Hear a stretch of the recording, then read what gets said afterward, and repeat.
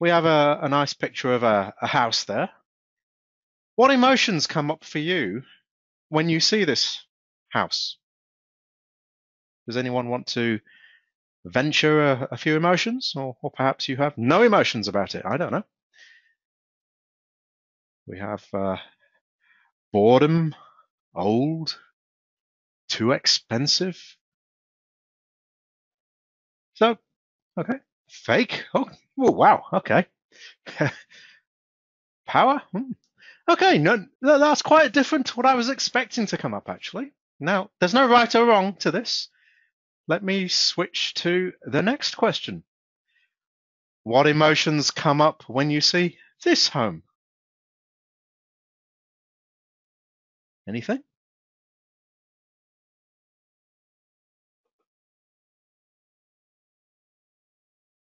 So we've got upward, even faker. I'm not going to say who's saying these, by the way. This is just to get the general feel of how people are thinking. Exciting. Oh, exciting's come up. Anyone else want to venture an emotion? Oh, sweet, abundant freedom. Wow. Okay. And ostentatious has come up as well. Okay, and someone said not my type. So that's fine. There's no right or wrong with either of these questions, and I shall tell you why I've shown you these pictures of these houses a little later if I'm feeling brave enough. So I'm now going to ask you a third question. What emotions come up when you see this number? Here's the number. Would anyone like to venture an emotion that comes up if you feel an emotion comes up?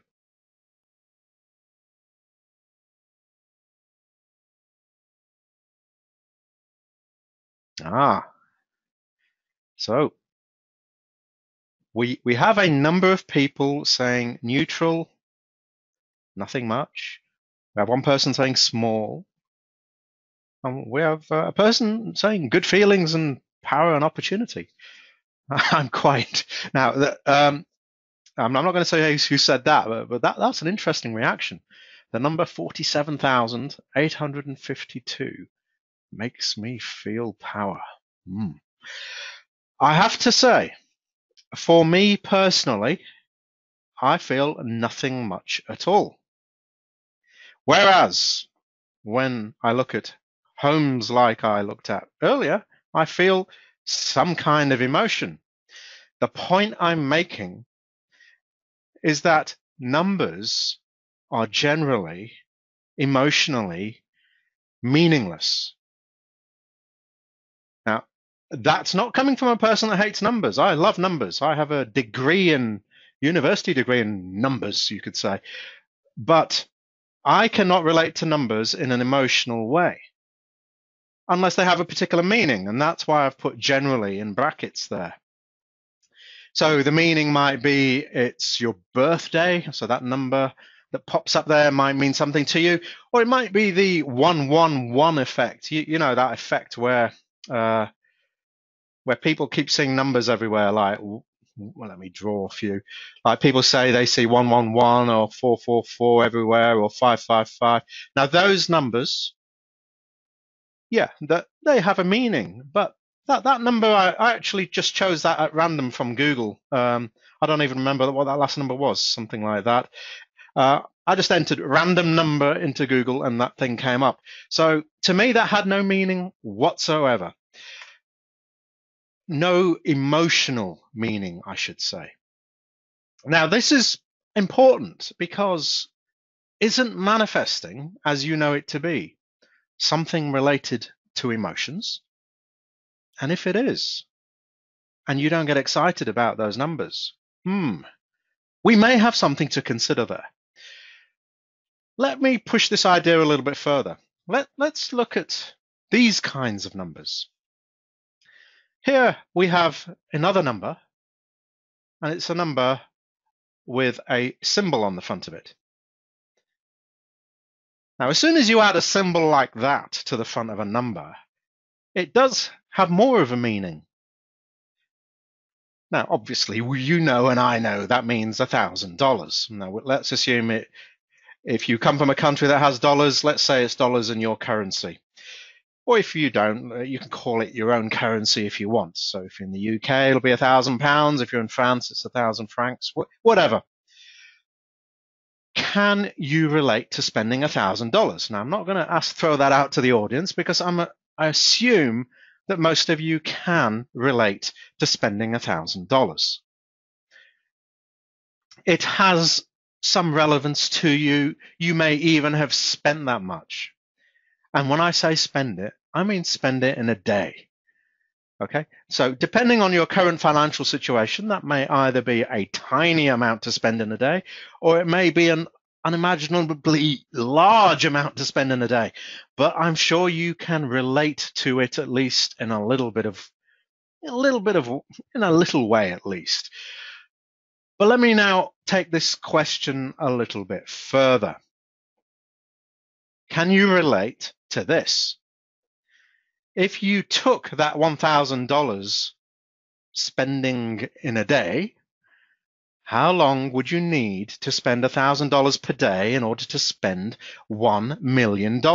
Now, I don't want you to sit there with your calculator and work this out. I want you to intuitively, just let me know, intuitively, how long do you think you would need in order to spend $1 million at the rate of $1,000 per day? Just intuitively, what kind of feel comes up for you? And don't calculate this. Don't try and go to the logical part of your brain and work this out. Would anyone like to venture an idea?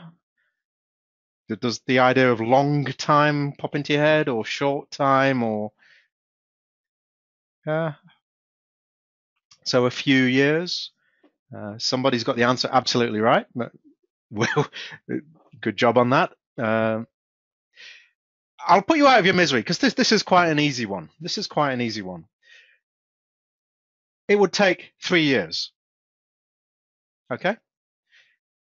To spend $1 million at the rate of $1,000 per day would take 3 years. Now, I don't know about you, but I can relate to that because I can relate to what 3 years of my life feels like. I can kind of look back over 3 years, and it doesn't mean I'm spending $1,000 a day. No, I can't. I'm not saying that I'm doing that. What I am saying is I can relate to what 3 years feels like. I can relate to what $1,000 in a day feels like. Doesn't mean I'm spending it every day, but I can relate to that. So the idea then of $1 million is something I can kind of relate to. There's an understanding of what that means in a kind of intuitive way. We're not talking about logic here. We are talking about intuitively. Now let me step things up a little bit. Instead of $1 million, now don't calculate this, just intuitively go with it. How long would you need to spend $1,000 per day in order to spend $1 billion?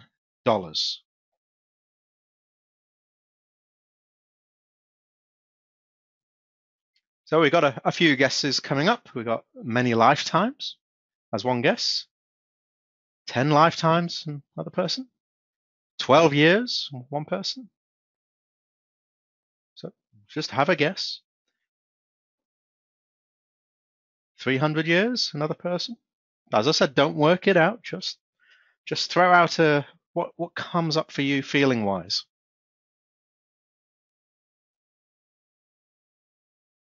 Anyone else like to venture an intuitive feeling? I'm not going to read out names, so you don't have to worry about embarrassing yourself. Does anyone else want to venture? Someone else just says just feels longer. Quite possibly, yes. Quite possibly $1 billion is a bit bigger than $1 million. So here's the answer. At the rate of $1,000 per day, 2,739 years. Right. So I shall pause for a second while everyone pulls themselves back off the floor. Why am I telling you this? Hopefully, from the previous slide, you can almost get an appreciation, a slight appreciation of what a millionaire means. Someone who has $1 million.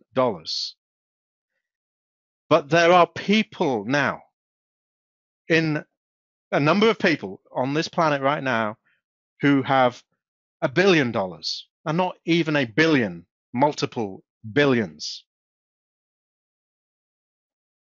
Where on earth can you connect emotionally with a figure that big?